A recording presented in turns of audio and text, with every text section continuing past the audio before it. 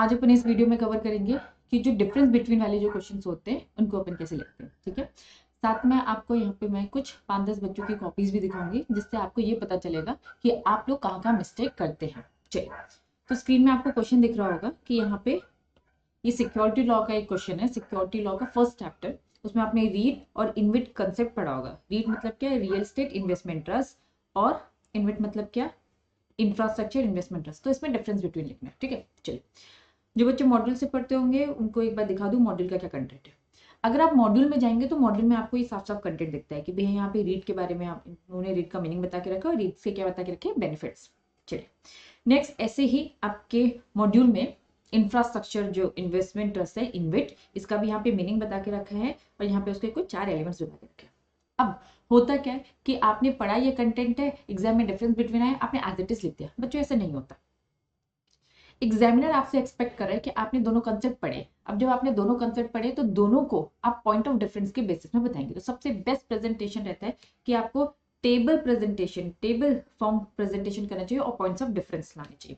जैसे कि यहाँ पे आपको पॉइंट्स ऑफ डिफरेंस दिखेंगे। सबसे पहले कि ये एक ट्रस्ट फॉर्म होता है, जो ये ट्रस्ट फॉर्म होता है तो ये पैसा कहाँ लगाना पसंद करते हैं, किस एसेट्स में। तो रीट बोलते हैं मैं रियल स्टेट प्रॉपर्टी में लगाऊंगा, और इंफ्रास्ट्रक्चर बोलते हैं मैं इंफ्रास्ट्रक्चर एसेट्स में लगाऊंगा। चलिए, सेकेंड टाइप ऑफ इन्वेस्टमेंट बोला, ये इसमें सारे इन्वेस्टर्स के पैसे को पूल किया जाता है और इनकम जनरेटिंग रियल स्टेट में लगाया जाता है। इसमें बोला है कि भैया इन्वेस्ट का पैसा पूल करते हैं और ऑपरेशनल इंफ्रास्ट्रक्चर एसेट में लगाया जाता है। इनकम जनरेशन की बात करें तो ये रेंटल इनकम, इनका मेन फोकस रहता है।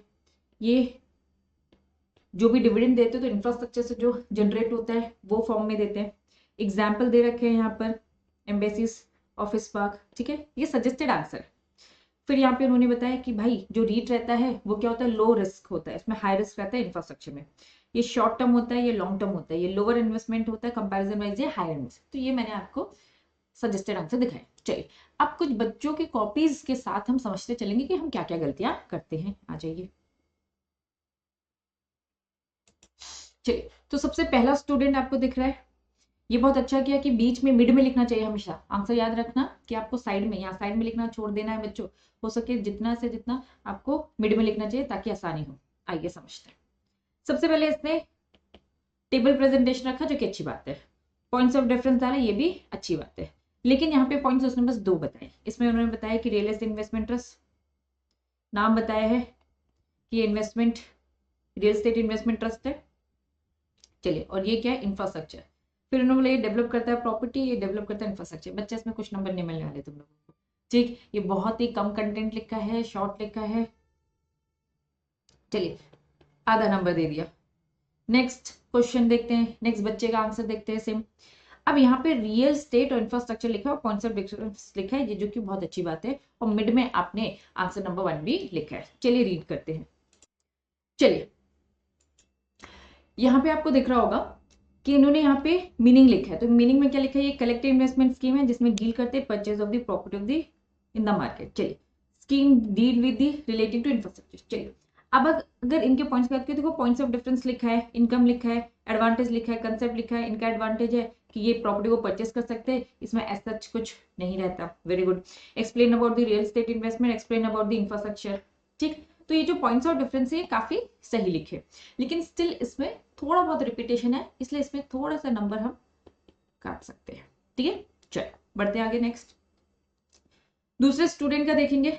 अब देखो, ये जो प्रेजेंटेशन है ये बिल्कुल भी सही नहीं है। मैंने क्या बोला, मिडिल में लिखना चाहिए। आप लोग मिडिल में नहीं लिखते तो बहुत गलत बात है। ठीक है, चलिए, रियल एस्टेट इन्वेस्टमेंट। अब इसका प्रेजेंटेशन देखो, क्या ये डिफरेंस बिटवीन पैटर्न में लिखा है क्या, नहीं, नहीं, बिल्कुल नहीं लिखा।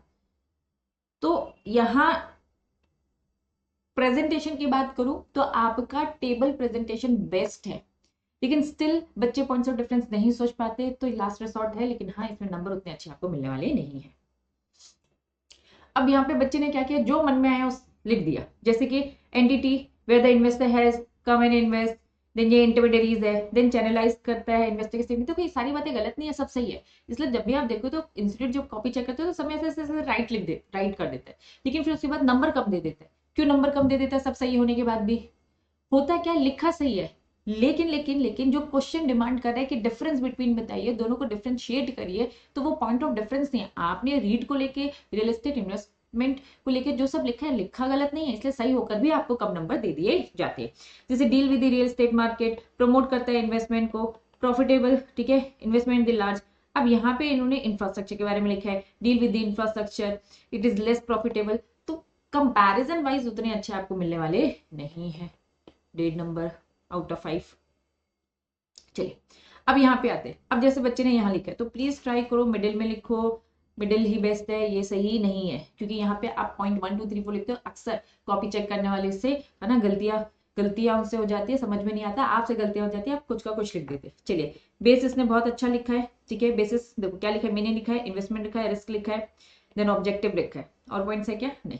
चलिए फटाफट देख लेते हैं, पॉइंट्स इनके कम है, सजेस्टेड आंसर के comparison, meaning real estate investment in the instrument, ठीक है। चलिए trust, kind of trust the business related to infrastructure, real estate में करता है। चलिए इसका मेन रियल एस्टेट है, इसका इंफ्रास्ट्रक्चर है, इसमें रिस्क कंपैरिजन वाइज ये गलत लिख दिया है, इधर उधर कर दिया।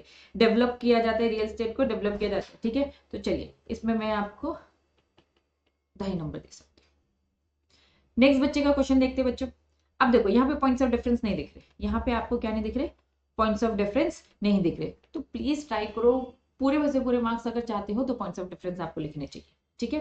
तो सबसे पहले नाम लिखा है पूरा कंप्लीट, फोकस रियल एस्टेट में करता है, इंफ्रास्ट्रक्चर में करता है, जबकि आप प्रॉपर लिख सकते थे, फुल फॉर्म है, इसका फोकस एरिया क्या है, ये आप पॉइंट्स बना सकते थे, ठीक है, ये फुल फॉर्म का बना सकते थे। देन आप यहाँ पे लिख सकते थे फोकस एरिया क्या है, work on the principle of the mutual fund where this collected and invested, they allow the follow the principal means, ठीक है। contain the high net worth less, नहीं बच्चा, ये ऑपोजिट लिख दिया है। रेंटल इनकम सही है, ब्रिज डैम्स, ठीक है, the people invested वेस्ट, ठीक है। पॉइंट्स ऑफ डिफरेंस नहीं है, इसीलिए नंबर कटेंगे। चलिए यहाँ पे भी पॉइंट्स ऑफ डिफरेंस नहीं है तो नंबर कटेंगे, मीनिंग ठीक है, higher comparison compare to read, lower, इस सब इधर उधर हो गया है। येलो पॉइंट गलत कर दिया है, ज्यादा पॉइंट्स नहीं है तो कटेंगे, पॉइंट्स ऑफ डिफरेंस भी नहीं लिखा, देखो इसमें भी पॉइंट्स ऑफ डिफरेंस लिखा, तो मेजॉरिटी गलती बच्चे ये करते हैं, पॉइंट्स ऑफ डिफरेंस नहीं लिखते हैं, और क्वेश्चन प्लीज मिडिल में लिखने का ट्राई करेंगे। चलिए तो बच्चों इन शॉर्ट आपको समझ में आया क्या तरीका होना चाहिए, क्या पैटर्न होना चाहिए, तो प्लीज मुझे कमेंट करके बताइए। अगर आपको और किस टाइप के क्वेश्चंस का एनालिसिस चाहिए कि कैसे लिखना चाहिए, आप मुझे कमेंट में बता सकते हैं ताकि मैं उसकी नेक्स्ट वीडियो बना सकूं।